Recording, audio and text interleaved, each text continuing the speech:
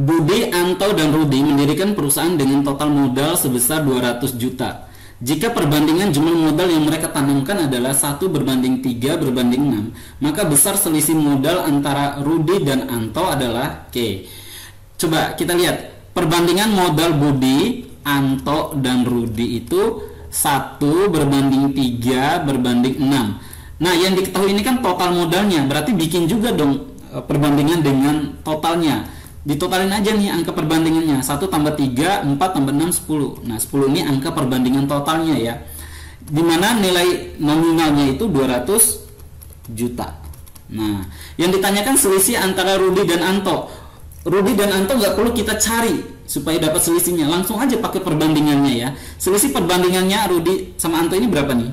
3 kan, berarti langsung aja 3/10 dikali total modal yang diketahui 200 juta ya. 200 bagi 10 kan 20 ya. 3 kali 20 sama dengan 60. Jadi selisih modal antara Rudi dan Anto adalah 60 juta ya. Oke, pilihan tepat adalah yang B. Jadi kita nggak perlu cari berapa modal yang dimasukkan oleh Anto, berapa modal yang dimasukkan oleh Rudi, langsung aja pakai angka perbandingan ini ya. Oke. Jika jari-jari lingkaran P adalah 60% dari jari-jari lingkaran Q, berapa persenkah luas lingkaran P dari luas lingkaran Q? Oke. Kalau ditanya soal yang berkaitan dengan luas lingkaran, ingat rumus luas lingkaran itu rumusnya pi r kuadrat. Gimana kalau nggak ingat? Ya nggak masalah ya. Karena soal CPNS itu nggak harus ingat rumus banget.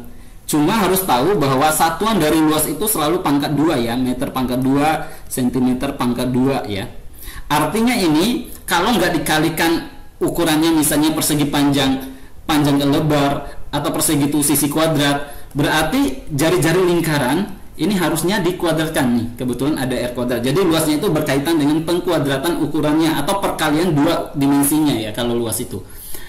Di sini dikatakan jari-jari lingkaran P katanya 60% dari lingkaran Q. 60% itu kan 60 dibagi 100, 0,6 ya. Jadi 0,6 R Q.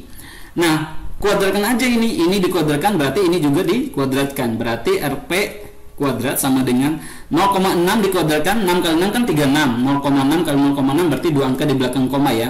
36, 2 angka di belakang koma jadi 0,36 R Q kuadrat. Nah, kelihatan nih angka 0,36. 0,36 kalau dipersenkan tinggal dikali 100% aja. Jadi 36% ya. Oke, sehingga pilihan tepat adalah yang A. Simpel kan? Sani bekerja di pabrik sepatu dengan dibayar 3.000 per jam. Waktu kerjanya adalah dari pukul 8 hingga pukul 16. Jika ia bekerja lembur, ia akan mendapat tambahan 50% per jam. Maksudnya bukan 3.000 ditambah 50% ya, tapi 50% dari 3.000 per jam. Berarti kalau dia lembur 1.500 per jam ya. 50% dari 3.000 kan 1.500 ya. Jika pada hari itu ia mendapat upah 30.000, pukul berapakah ia baru meninggalkan pabrik? Coba kita lihat dari jam 8 hingga jam 16 ini ada berapa jam? Ada 8 jam ya. Nah, per jamnya itu 3.000 rupiah ya. Jadi 3.000 per jam. Kalau kita kalikan ini akan jadi 24.000. Ini tanpa lembur ya. Tapi yang dia dapat 60.000, berarti tambahan dari lemburnya itu 6.000 ya. 6.000. Nah, kan per jam lemburnya itu kan dibayar 50% dari ini normalnya ya. Berarti per jamnya 1.500 ya, udah dibagi aja 1.500 ini 1.500. 6.000 dibagi 1.500 berarti 4 jam. Jadi ia lembur selama 4 jam ya. Nah, kan harusnya pulang 16.00. 16.00 ditambah 4 jadi berapa? 20.00. Jadi Sani ini akan pulang ke rumah pada meninggalkan pabrik pada pukul 20.00 ya. Pilihan tepat adalah yang A ya. Oke. 4 orang membuat jembatan di atas sungai dan selesai dalam waktu 15 hari. Jika jembatan diselesaikan dalam waktu 6 hari, berapa orang yang diperlukan? Jadi kalau ada soal jumlah orang, terus hari, ada jumlah hari pengerjaannya, langsung dikalikan aja nih ya. Ini 4 orang dikali 15 ya. 4 kali 15 sama dengan nih 6 hari, terus dikerjakan oleh berapa orang ya. Kita misalkan P ya. 6 sama 4 boleh ya, sama-sama dibagi 2, ini 2, ini 3 ya. 3 sama 15 sama-sama bagi 3, ini 1, ini 5. 2 ke 5 10 ya. Jadi P sama dengan 10. Jadi kalau dikerjakan dalam 6 hari, yang dibutuhkan itu 10 orang ya. Nih, mana 10 orang? Yang D ya. Oke, yang D. Pelaksanaan tugas tertentu dibagi dalam 3 bagian dan dilakukan oleh 228 orang. Bagian pertama dilakukan oleh 1/3 dari jumlah orang tersebut. Bagian kedua dilakukan oleh 1/6 dari jumlah orang tersebut. Berapa orangkah yang melakukan bagian ketiga? Nah, ini pilihannya. Oke, 228 ini bisa dianggap sebagai 1 ya, 100% atau 1 ya. Terus bagian pertama dikerjakan oleh 1/3-nya, bagian kedua 1/6-nya, berarti bagian ketiga sisanya ya. Sisa dari bagian-bagian ini. Untuk mendapatkan sisanya ini caranya 1 dikurang 1/3 kurang 1/6. Itulah sisanya ya. Bagian ketiganya berarti 1 dikurang 1/3 1/6 ya. Karena ini penyebutnya 6, 1 ini kita jadikan 6/6 ya. 6/6 kan 1 ya. Ini supaya jadi 6 dikali 2/2 ya. Jadi 2/6 ya, biar gampang ya nyamain penyebutnya. Dikurang ini tetap 1/6 karena penyebutnya udah 1/6 ya. 6 kurang 2, 4 kurang 1, 3. 3/6 ya. 3/6. 3/6 sama dengan setengah ya. Berarti setengah dari yang ini nih, yang mengerjakan bagian ketiga nih ya. Setengah dari 228 adalah 114 ya. Sehingga pilihan yang tepat adalah yang B. Oke, yang B ya.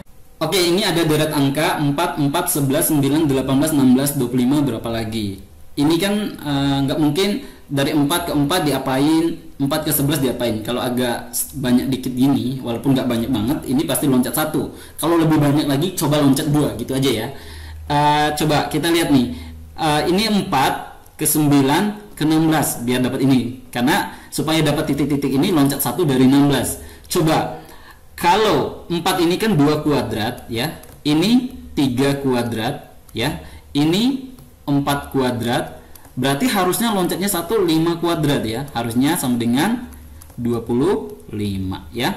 Coba kalau yang ini 4 ke 11 ditambahin 7, ini ditambahin 7, ini ditambahin 7. Kalau loncat ke sini ditambahin 7 berapa? 32. Tapi yang ditanyakan sampai ini aja ya, 25. Sehingga pilihan yang tepat adalah yang A. Oke, yang A ya. Ini ada deret angka 4, 7, 13, 22 ya. Kalau sedikit seperti ini, pasti dari 4 ke 7 diapain, 7 ke 13 diapain, 13 ke 22 diapain, dan selanjutnya diapain. Kalau agak banyak seperti soal sebelumnya, itu loncat 1, loncat 1. Kalau lebih banyak lagi, coba loncat 2 ya. Kalau sedikit gini, pasti dari 4 ini diapain ke 7 ya. Coba 4 ke 7 ditambahin, kita coba tambahin 3. 7 ke 13 ditambahin 6. 13 ke 22 ditambahin 9. Berarti penambahan selanjutnya berapa? 12. Kenapa? Karena ini kan bertambah 3 nih. Ini bertambah 3 nih. Nih, bertambah 3. Berarti lanjutannya adalah 22 ditambah 12. Jadi 34 ya. Kalau selanjutnya berapa lagi? Ditambah 15 ya. Berarti 34 ditambah 15. Jadi berapa? 49 ya. Tapi yang ditanya yang ini ya. 34, jawabannya adalah yang B. Oke, yang B ya.